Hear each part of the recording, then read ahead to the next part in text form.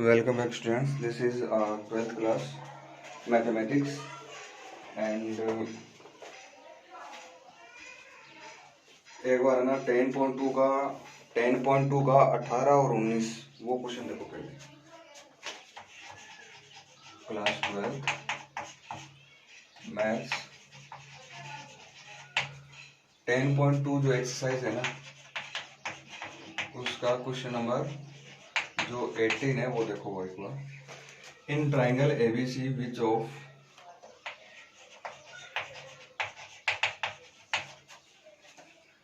the following in triangle ABC which of the following is not true? Which of following is not true? और triangle जो है question में आपको दे रखा है इस तरीके से एक ट्राइंगल दे रखा है आपको स्टूडेंट्स।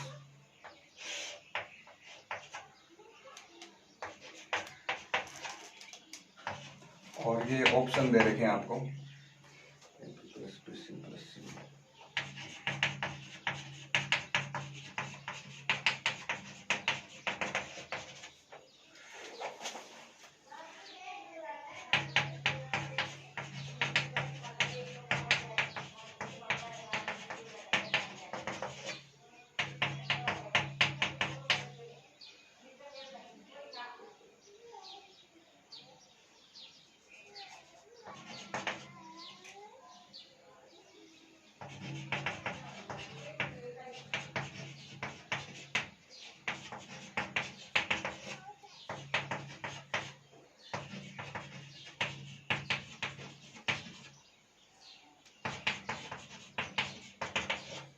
ये स्टूडेंट्स आपको 4 जो ऑप्शन है ये 4 ऑप्शन आपको गिवन है इन दिस क्वेश्चन। यहाँ आपको दे रखा है इन triangle ABC which of the following is not true, यानी इनमें से एक जो है ना ऑप्शन वो क्या है आपका रोंग है। एक ऑप्शन जो है स्टूडेंट्स वो क्या है रोंग दे रखा है। कौन सा रोंग है किस हिसाब से अपन इसको करेंगे क्वेश्चन को वो देखिए। देखो टू कंटिन्यूस जो वेक्टर है वो ये एक तो ये हो गया, दूसरा जो वेक्टर है वो हो गया अपन लिख सकते हैं A B plus B C. A B plus B C equal क्या लिखेंगे ए सी, राइट। कोई प्रॉब्लम नहीं, ऐसे लिख सकते हैं। इस ए सी को इधर ले आओ, A B plus B C minus का ए सी, ठीक है। अब ये वाला ऑप्शन चेक करो, इसमें है क्या A B plus B C minus A C, A B plus B C minus A C, यानी ये वाला ऑप्शन क्या है आपका करेक्ट है, कोई प्रॉब्लम नहीं है। स्टूडेंट आपको पता है कि अगर है ना कोई ऐसी वेक्टर है, अगर आप उसको सी ए वेक्टर करते हो यानी उल्टा करते हो डायरेक्शन में, तो यहाँ माइनस बाहर क्या आता है माइनस आता है, यानी साइन जो है वो चेंज हो जाता है। अगर आपका है ना कोई ए बी वेक्टर है वो है इस डायरेक्शन में, ये वाला पॉइंट ए है और ये क्या है बी पॉइंट है। अगर आप इसको ना बी ए वेक्टर लिखते हो तो इसकी डायरेक्शन चेंज हो जाती है और ये क्या हो गया आपका बी ए वेक्टर हो गया। लेकिन ए बी जो है वो किसके इक्वल माना जाएगा माइनस का बी, या बी ए को माइनस ए बी लिख दो या फिर ए बी को माइनस बी ए आप लिख सकते हो। तो मेरे हिसाब से इसमें भी आपको ना कोई प्रॉब्लम स्टूडेंट्स नहीं है। इसके बाद में अपन आगे बढ़ते हैं, वो सेम चीज अपन यहाँ करेंगे। माइनस का है सी ए, इसको आप क्या लिख सकते हो प्लस का सी। ये वाला ऑप्शन चेक करो, इसमें है क्या ये रहा, यानी ये वाला भी क्या हो गया ट्रू हो गया, ठीक है। और बी सी है, बी सी को आप क्या लिख सकते हो सी बी, लेकिन बाहर क्या आएगा माइनस आएगा।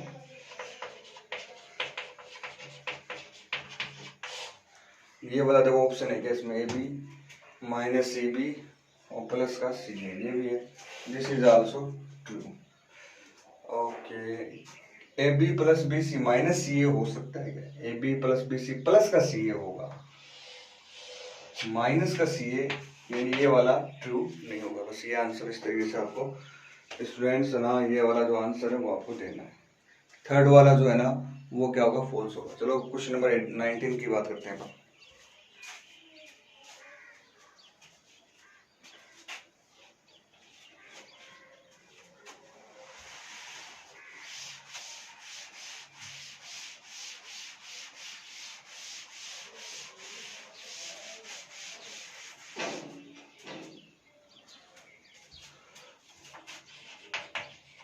Okay students, question number 19.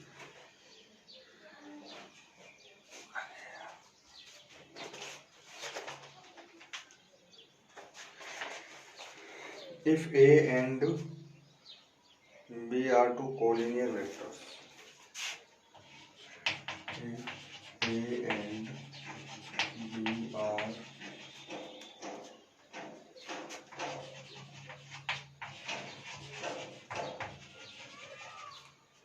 collinear vector,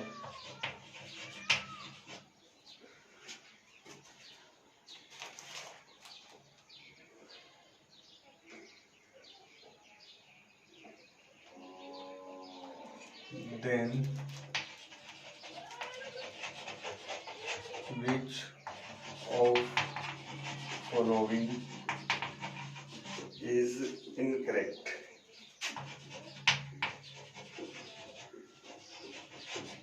Which of following is incorrect? इसमें ए ऑप्शन दे रखा है आपको बी लैम्डा ए वेक्टर, बी ऑप्शन दे रखा है ए प्लस माइनस का बी वेक्टर, सी ऑप्शन दे रखा है the respective component of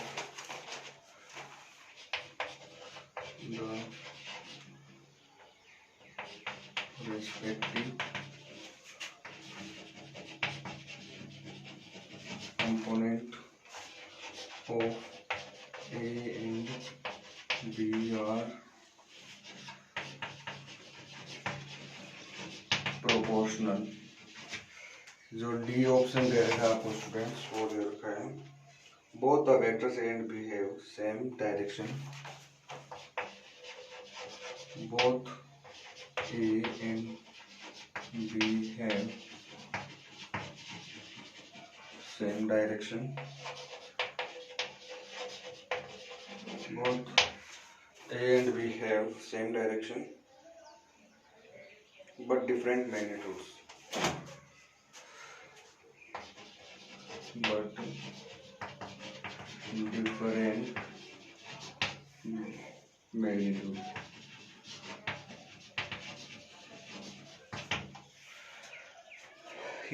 this is the question number 19 students, and according to this question we have if A and B are two collinear vectors, A and B are two collinear vectors, then which of following is incorrect? कौन सा incorrect है? देखो collinear vector कौन सा होता है? एक vector दूसरे वेक्टर के ऊपर हो या एक पॉइंट से दोनों वेक्टर स्टार्ट होते हो, एक ही लाइन में हो दोनों वेक्टर क्या हो एक ही लाइन में। जैसे कि मान लो एक वेक्टर है ऐसे, फिर दूसरा वेक्टर है ऐसे, ये दोनों वेक्टर क्या है आपके कोलिनियर वेक्टर। एक वेक्टर है ऐसे और इसके ऊपर यहीं से दूसरा वेक्टर कर दिया ऐसे, ये भी क्या है कोलिनियर वेक्टर। एक वेक्टर है ऐसे और इसी के जस्ट ऑपोजिट डायरेक्शन में एक वेक्टर है ऐसे, ये भी क्या कोलिनियर वेक्टर है। तो स्टूडेंट्स ये तीन तरीके से हो सकते हैं कोलिनियर वेक्टर। तो बात ऐसी है कि जब अपन कोलिनियर वेक्टर की बात करते हैं तो पहला जो है अब आप देखो इन तीनों कंडीशन में क्या ए और बी पैरेलल है या नहीं है एक दूसरे के? बिल्कुल है कि अगर मैं इसकी और इसकी बात करूंगा तो देखो एक लाइन यहाँ पे और दूसरी लाइन यहाँ पे, तो पैरेलल ही है एक दूसरे के साथ एंगल कितना है 0। अच्छा यहाँ पे ये भी क्या है पैरेलल और ये भी क्या है एक दूसरे के। एक वेक्टर ऐसे इसको ऊपर ले जाके देखो, इसको यहाँ बनाओगे नीचे वाला, तो ये दोनों क्या एक दूसरे के पैरेलल वेक्टर है। तो एक तो ना पहली जो कंडीशन है which of the following correct, देखो ये वाले करेक्ट होगा। करेक्ट क्यों होगा? b equal to lambda A, ये मैंने आपको थ्योरी में बताया था कि b equal to lambda A अगर सेटिस्फाई हो जाता है इसका मतलब दोनों वेक्टर क्या होंगे एक दूसरे के पैरेलल होंगे, कोलिनियर होंगे। तो ये कंडीशन तो एकदम राइट है, कोई दिक्कत नहीं कोलिनियर वेक्टर। सेकंड वाले में a, अच्छा b equal to lambda A कह दो चाहे a इक्वल लेमडा b कह दो, बात एक ही, जरूरी नहीं कि b equal to lambda A आए आपके पास, ये भी आ सकता है। वो आप पर डिपेंड करता है आप a वेक्टर किसको मानते हो और b वेक्टर किसको एज्यूम करते हो, दैट डिपेंड्स ऑन यू। इसके बाद में बात करते हैं a equal two plus minus b। अब यहाँ देखो ये भी क्या प्लस माइनस, आप इसको ऐसे लिख सकते हो प्लस माइनस 1 और बी, और यहाँ लेमडा की वैल्यू क्या आ गई, +-1 आ गई। तो ये ऊपर वाली नीचे वाली कंडीशन क्या है, दोनों सेम ही है। ऊपर वाले ने तो लेमडा दे रखा है, नीचे है ना लेमडा की वैल्यू रख दी।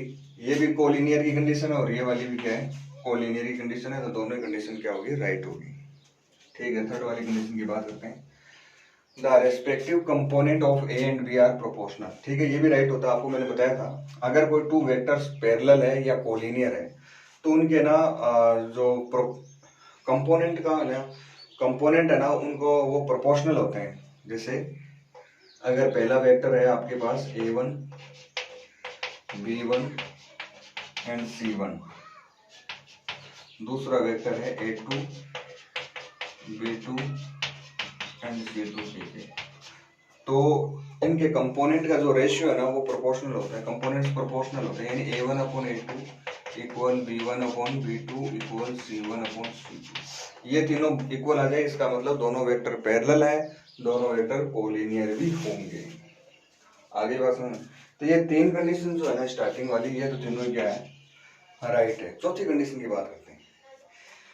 Both A and B have same direction. ये कह रहा है कोलिनियर होने के लिए दोनों वेक्टर की डायरेक्शन सेम होनी चाहिए, लेकिन स्टूडेंट्स ऐसा जरूरी नहीं होता है।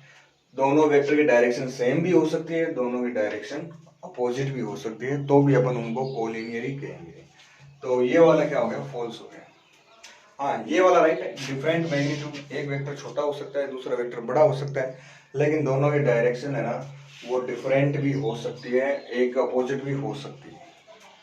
दोनों वेक्टर्स की जो डायरेक्शन है वो क्या हो सकती है, अपोजिट भी हो सकती है, लेकिन ये कह रहा है केवल सेम होती है, ऐसा नहीं होता। तो ये वाला क्या हो गया, इनकरेक्ट हो गया, बाकी के तीन क्या हो गए, करेक्ट हो गए। ओके स्टूडेंट्स, अब अपन बात करते हैं एक्सरसाइज 10.3 के बारे में। 10.3 की जो एक्सरसाइज है, I already told you, and now today we will start, sorry theory जो है वो मैंने आपको पहले बता दी, and today we will start next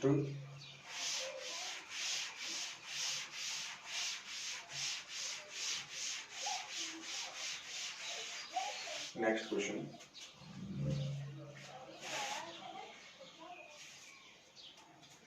okay, next question is students, next जो एक्सरसाइज है वो स्टार्ट करते हैं। फर्स्ट क्वेश्चन देखो इसमें,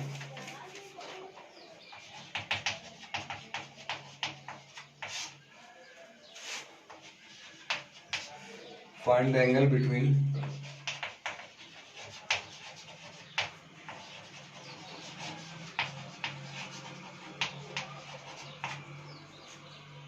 two vectors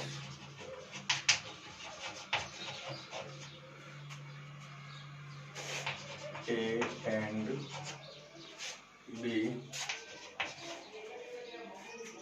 with magnitude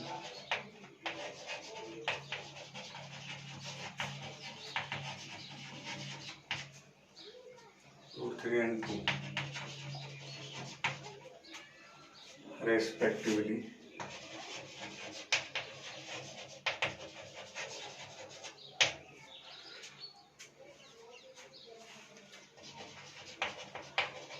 having A dot B is equal to 6 √6, sorry ये क्वेश्चन दे रखा आपको।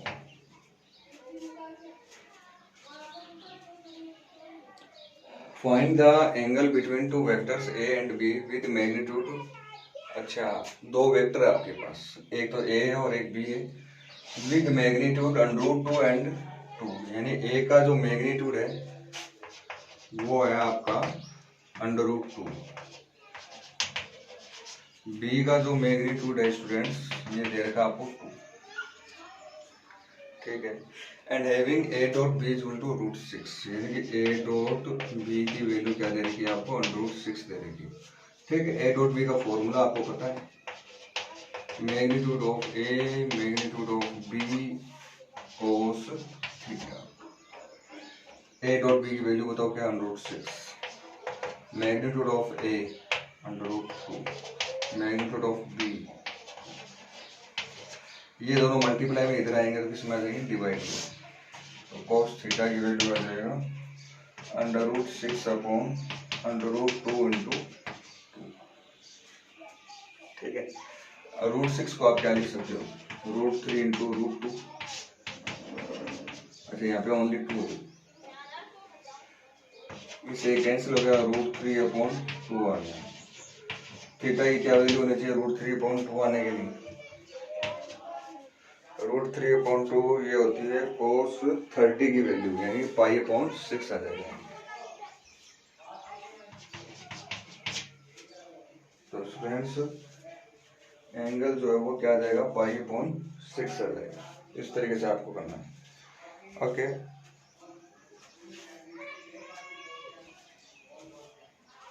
नेक्स्ट क्वेश्चन देखो।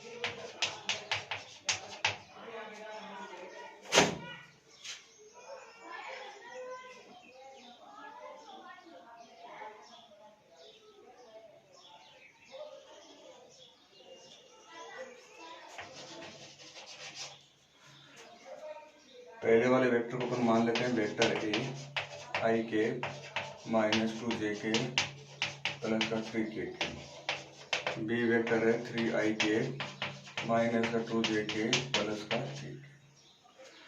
आपको ना ए और बी के बीच का एंगल जो है वो आपको क्या करना है फ्रेंड्स, फाइंड करना है। We have to find out the angle between A and B.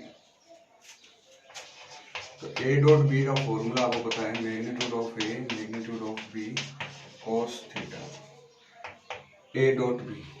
अच्छा cos थीटा का फॉर्मूला क्या हो जाएगा, A dot B upon magnitude of A magnitude of B.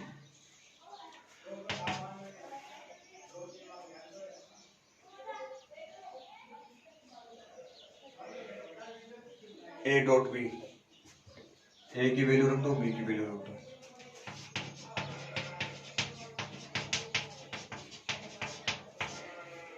Three आई के माइनस का 2j के प्लस का 3k। मैग्नीट्यूड ऑफ ए का मैग्नीट्यूड कैसे निकालते हैं, अंडर रूट आई के मल्टीप्लाई में 1 है, 1 का स्क्वायर प्लस -2 का स्क्वायर प्लस 3 का स्क्वायर,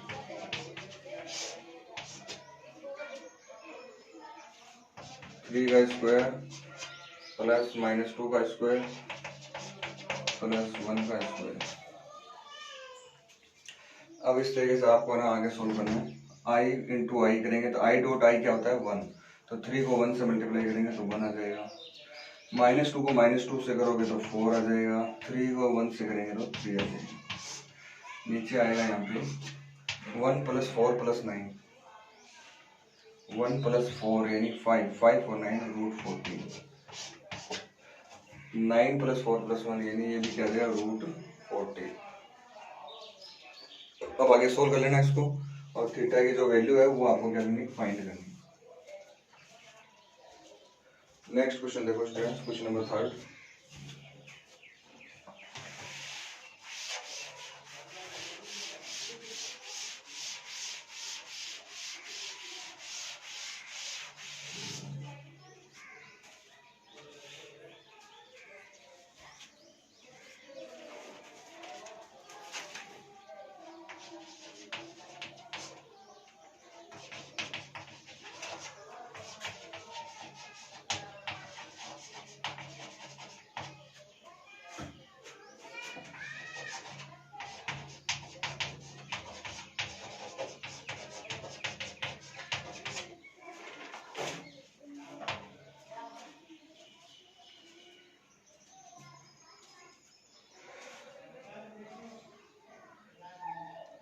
इसलिए नेक्स्ट क्वेश्चन थर्ड है, find the projection of I minus J on I plus J. A vector तो मान लेते हैं आई के माइनस का जे, बी वेक्टर मान लेंगे आई प्लस का J. Projection of A on B, इसका फॉर्मूला होता है A dot B upon magnitude of P. ये फॉर्मूला आपको याद रखना students. Projection of A on B it is equal to A dot B upon magnitude of B. ये कर लोगे आप लोग। ए डॉट बी करना है, यानी कि ए और बी का डॉट प्रोडक्ट करना है। बी का मैग्नीट्यूड नीचे बी का मैग्नीट्यूड लिख देना, कुछ कैंसिल हो तो कर देना, वरना पढ़ा लिखना, बस हो गया। इसी तरीके से आपको ना क्वेश्चन नंबर 4 जो है ना स्टूडेंट्स, वो भी आपको सेल्फ ही करना है।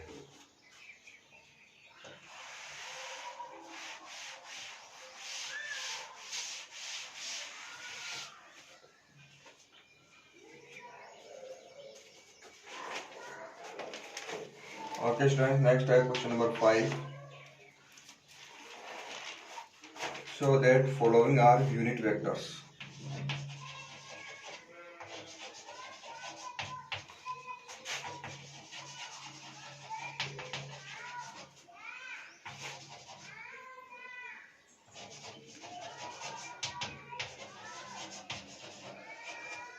So that following are unit vectors 1/7 2i cap 3j cap plus का 6 कॉमा 1/7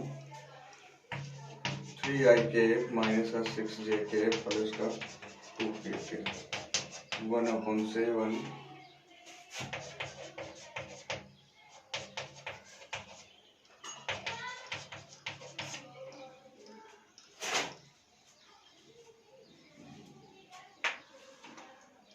अच्छा, साथ में ये भी बोला है prove above vectors are mutually perpendicular.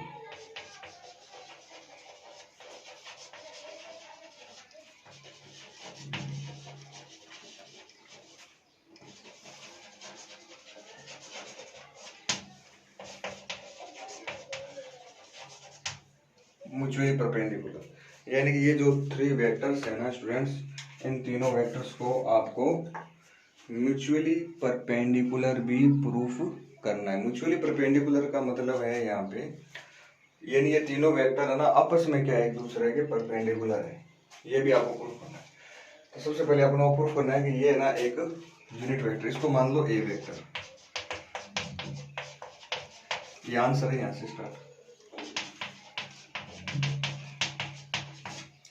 इसका ए कैप निकालते हैं तो सॉरी इसको ए कैप निकालने की जरूरत नहीं पड़ेगी। यूनिट वेक्टर का मतलब क्या है, जिसका मैग्नीट्यूड क्या हो 1, तो सिंपली आपको इसका मैग्नीट्यूड डिफाइन कर लो।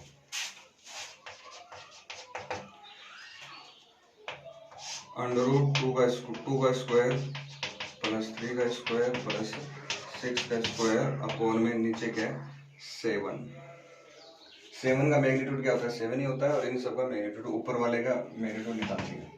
ये आ जाएगा 2 का स्क्वायर 4 प्लस 9 प्लस 36/7। ये आ जाएगा 49/7 यानी कि 7/7 यानी कि 1। अगर किसी वेक्टर का मैग्नीट्यूड 1 आ जाए, तो ऐसे वेक्टर को अपन क्या कहते हैं स्टूडेंट्स, यूनिट वेक्टर बोलते हैं। We will say that type of vector is called unit vector. तो मेरे हिसाब से इसमें भी आपको कोई प्रॉब्लम नहीं आएगी। अच्छा, इसके बाद में प्रूफ करना है कि ये ए है, ये बी है और ये सी है, इसका भी निकाल देना, इसको भी मैग्नीट्यूड निकाल देना, इसका भी निकाल देना। इसके बाद में आगे प्रूफ करना है ये तीनों ना म्यूचुअली परपेंडिकुलर, यानी ये आपका वेक्टर ए है, this is B and this is C. तो आपको ये प्रूफ करना है A dot B is equal to 0। Perpendicular होने, अगर कोई 2 वेक्टर है, 2 वेक्टर है, अगर वो 2 वेक्टर एक दूसरे के परपेंडिकुलर है तो उनका डॉट प्रोडक्ट हमेशा क्या होता है 0 होता है, ये ध्यान में रखना। Listen to me again first. If 2 vectors are perpendicular to each other, then their dot product will be equal to zero. उनका जो डॉट प्रोडक्ट है वो क्या होगा, आपका जीरो होगा। हमें ए डॉट बी, ये ए डॉट बी आपको जीरो प्रूफ करना है। फिर आपको बी डॉट सी भी क्या आना चाहिए, आपका जीरो आना चाहिए। फिर ए डॉट या सी डॉट ए कर देना है बात, सी डॉट ए करोगे तो सी डॉट ए भी क्या आना चाहिए स्टूडेंट्स, जीरो आ जाता है। अगर ये तीनों डॉट प्रोडक्ट करना आता है ना आप लोगों को, सिंपल जैसे कि इसका और इसका मैं करके बताता हूँ। 1 का 1 से करोगे तो क्या आएगा, 1 आएगा। 7 का 7 से करोगे तो क्या आएगा, 14 आएगा। फिर 2 का 3 से करोगे तो 6 आएगा। 3 का -6 से करोगे तो 18 आ जाएगा। फिर 6 का 2 से करोगे तो क्या आ जाएगा, 12 आ जाएगा। अच्छा 12 और 6 कितने होते हैं, 18, और 18 माइनस 18 क्या हो जाएगा, 0। तो पूरा ए डॉट बी है ना वो क्या आ जाएगा, 0 आ जाएगा। तो याद रखना स्टूडेंट्स, अगर डॉट प्रोडक्ट 0 आ जाए तो इसका मतलब वो दोनों वेक्टर क्या होंगे, एक दूसरे के परपेंडिकुलर। ओके, क्वेश्चन नंबर 6 पे ध्यान देते हैं।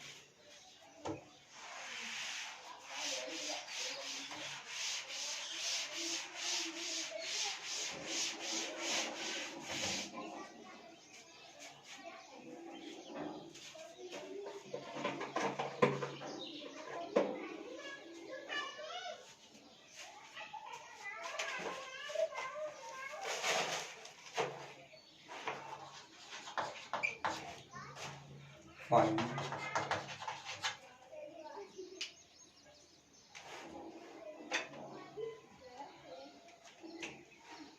magnitude of A and B, magnitude of A and magnitude of B if A plus B, if A plus B and A minus B is equal to 8 and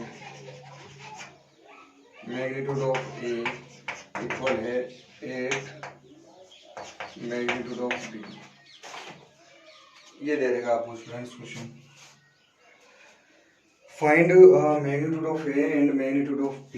यानी students आपको A का magnitude और B का magnitude है ना वो क्या करना है, फाइंड करना है। और साथ में आपको ना आगे ना ये कंडीशन जो है वो दे रखी है, यहाँ पे डॉट प्रोडक्ट है। चलो पहले गिवन क्या है, एक तो मैग्नीट्यूड ऑफ A इक्वल है 8 ऑफ मैग्नीट्यूड ऑफ B, ठीक है।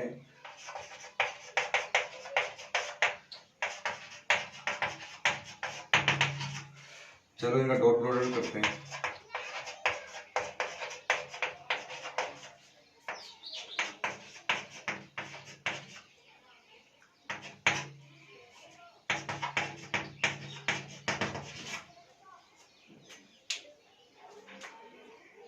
ठीक है, यहाँ देखिए ए डॉट बी और बी डॉट ए दोनों सेम ही है, एक प्लस का और एक माइनस का, ये दोनों तो क्या हो जाएंगे आपस में कैंसिल। ए डॉट ए क्या हो जाता है, मैग्नीट्यूड ऑफ ए का स्क्वायर।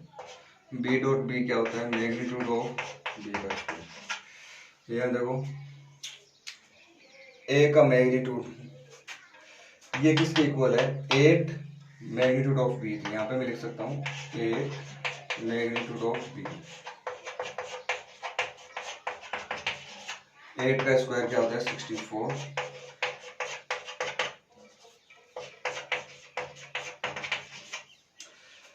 अंडर रूट, अच्छा यहाँ पे सॉरी, मैग्नीट्यूड ऑफ बी का स्क्वायर है ना, ये क्या आ जाएगा, बाहर कॉमन आ जाएगा। तो यहाँ अंदर बचेगा 64 माइनस 1 इक्वल टू 8। इसको सॉल्व करोगे तो स्टूडेंट आ जाएगा 63 इक्वल टू 8। 63 का डिवाइड कर देना तो 8/63 हो जाएगा। बी का जो मैग्नीट्यूड है वो क्या आ जाएगा, अंडर रूट 8/63 आ जाएगा। ये आ जाएगा 8 अंडर रूट 8/63। अब आपको ना बी का मैग्नीट्यूड निकाल लिया, ए का मैग्नीट्यूड निकालना है तो बी की जगह यहाँ रख देना और इसको सॉल्व कर देना, ए का मैग्नीट्यूड भी आ जाएगा। इस तरीके से स्टूडेंट्स आपको ना ये जो 6th नंबर क्वेश्चन है वो आपको सॉल्व करना है। I think you can do that. 6 के बाद क्वेश्चन नंबर देखो 7।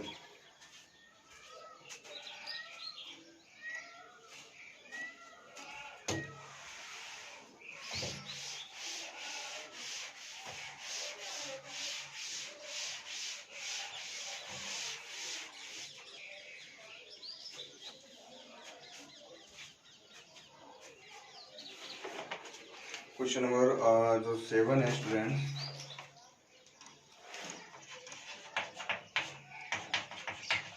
फाइंड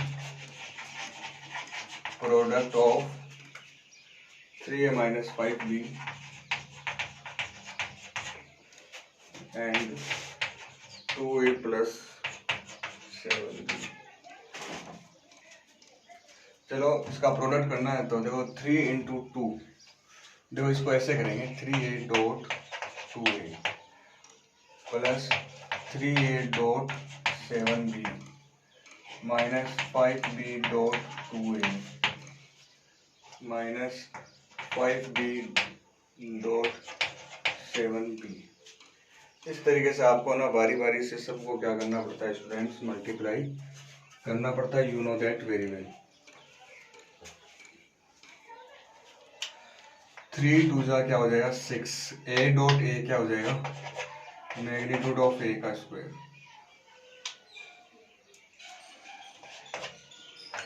7 3 जा 21, ये हो जाएगा यहाँ पे a डॉट b, 5 2 जा 10 b डॉट a, 7 5 जा 35 मैग्नीट्यूड ऑफ b का स्क्वायर। अब देखो b a डॉट b लिखो चाहे अब b डॉट a लिखो, बात है कि तो 21 में से 10 को क्या कर दो माइनस कर दो, तो यहाँ पे बचेगा 11 a डॉट b माइनस 35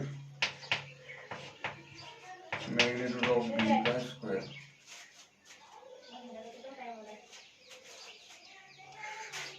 इस तरीके से स्टूडेंट्स आपको ये क्वेश्चन करना है। Thank you, have a nice day. बाकी क्वेश्चन कल करेंगे।